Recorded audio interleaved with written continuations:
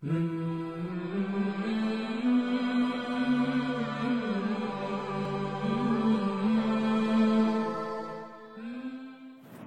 علیکم ورحمۃ اللہ وبرکاتہ۔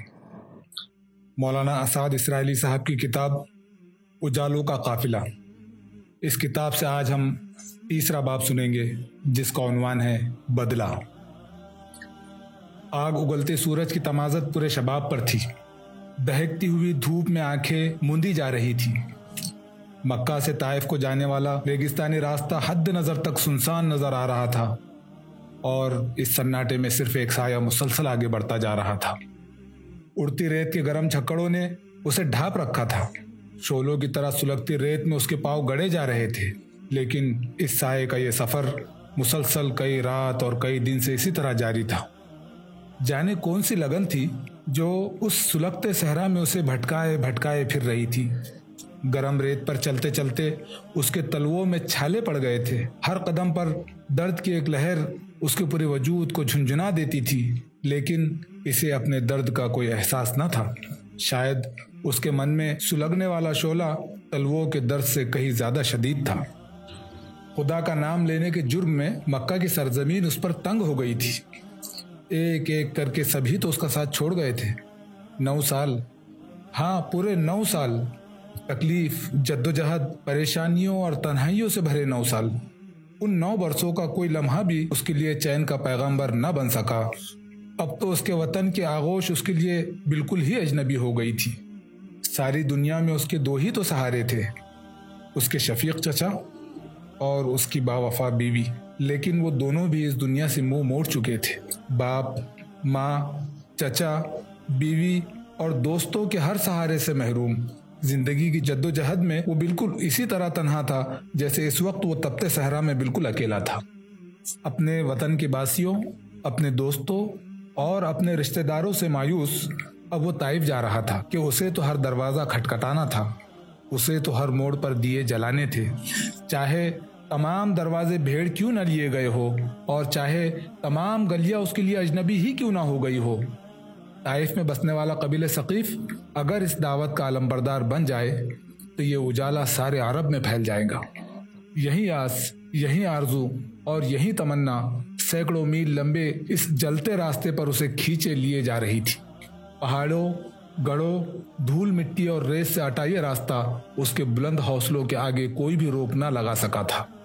اور کئی دن بعد جب بھوکا، پیاسا، تھکا ہارا، اپنے پسینے میں ڈوبا ہوا اور جان توڑ سفر کی مشقت سے چور وہ طائف کی سرزمین میں داخل ہوا تو وہاں اسے خوش آمدید کہنے کے لیے کوئی بھی نہ تھا، اس کے لیے کوئی بستر نہ بچھا، اس کے لیے کوئی خوان نہ سجا، اسے کسی نے ٹھنڈے پانی کا ایک گلاس بھی نہ پلایا۔ وہ سیدھے طائف کے سرداروں کے پاس چلا گیا۔ اس نے اپنے من کا درد ان کے آگے انڈیل دیا، لیکن پتھروں کی اس بستی میں کوئی بھی شگوفہ نہ لہلہا سکا۔ اس کی دعوت کو حقارت سے ٹھکرا دیا گیا۔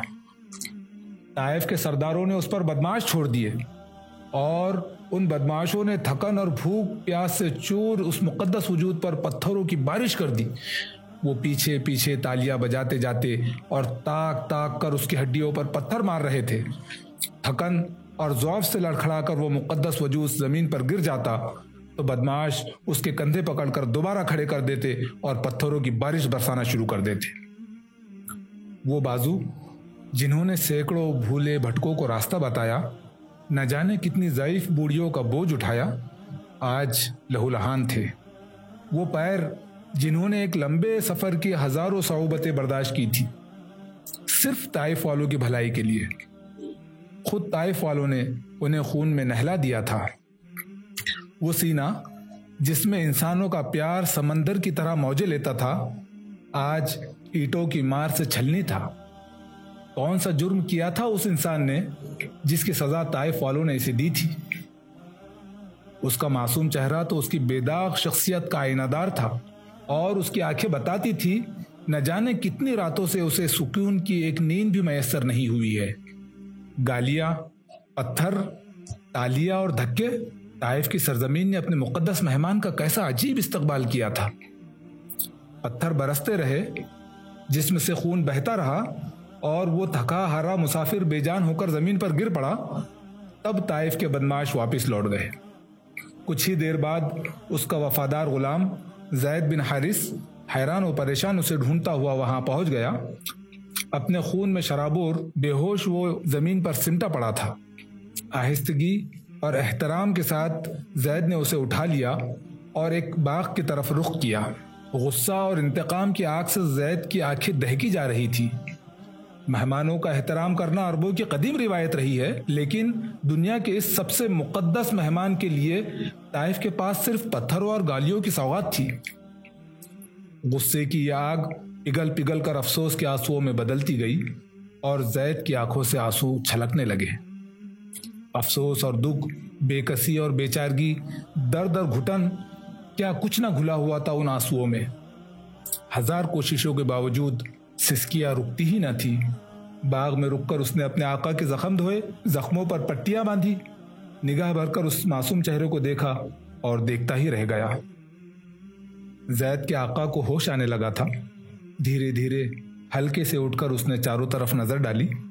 یہ چہرہ، دکھ اور غم کی آگ میں سلگتا یہ چہرہ، تھکن اور خون میں ڈوبا یہ چہرہ کتنا دلاویز تھا، کتنا مقدس تھا۔ آج بھی تو اس چہرے پر انتقام کی کوئی پرچھائی نہیں تھی۔ زید نے دیکھا اس کا آقا اشکریز ہے، اپنے اللہ کے آگے جھکا ہوا ہے اور دعا کر رہا ہے، میرے اللہ، میں تجھ سے شکایت کرتا ہوں اپنی کمزوری، اپنی بے بسی اور لوگوں میں اپنی ذلت اور رسوائی کی۔ اے میرے مہربان خدا، کمزوروں کا نگہبان بس تو ہی تو ہے۔ تو مجھے کس کے حوالے کرتا ہے؟ ان اجنبی بیگانوں کے جو مجھے دیکھ کر برا مان جاتے ہیں، میرے اوپر تالیاں پیٹتے ہیں؟ پر میرے پروردگار، تو اگر مجھ سے ناراض نہیں تو تیری قسم مجھے کسی کی بھی پرواہ نہیں۔ ہاں میرے خدا، تیری حفاظت، تیرا آسرا اور تیرا سہارا ہی بہت ہے میرے لیے۔ میں تیرے چہرے کے اس نور کے طفیل جس سے سارے اندھیرے دور ہو جاتے ہیں، تجھ سے بس اتنی ہی درخواست کرتا ہوں کہ اے میرے اللہ، تو کبھی مجھ سے خفا نہ ہونا، تو کبھی مجھ سے نہ روٹنا۔ تیرے سوا مجھ کو کسی سہارے کی ضرورت نہیں، ہاں کسی بھی سہارے کی ضرورت نہیں۔ کتنا ناز تھا اس مقدس انسان کو اپنے رب پر، یہی سوچے زید کے ذہن کو گھیرے ہوئے تھی۔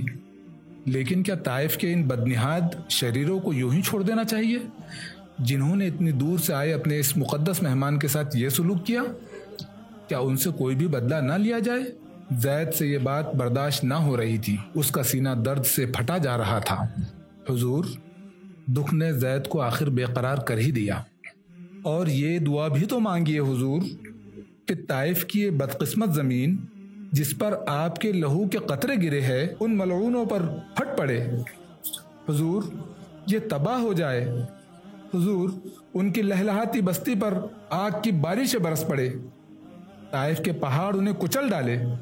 یہ سب دعا بھی تو مانگیے میرے حضور۔ ایک باوفا ساتھی کی سچی ہمدردی زید کے لفظوں میں کراہ رہی تھی۔ زخموں سے شرابور زید کے آقا نے نگاہ بھر کر اسے دیکھا اور دھیرے سے کہا، یہ کیا کہتے ہو زید تم؟ جن کا دکھ مجھے مکہ سے یہاں تک پیدل کھینچ لایا، میں انہیں بد دعائیں دوں؟ زید، میرے خدا نے مجھے لوگوں پر مہربانی کرنے کے لیے بھیجا ہے، بد دعائیں مانگنے کے لیے تو نہیں۔ اچھے زید، تم خدا کی رحمت سے مایوس کیوں ہوتے ہو؟ اور پھر وہ آواز گلوگیر ہوتی ہی گئی۔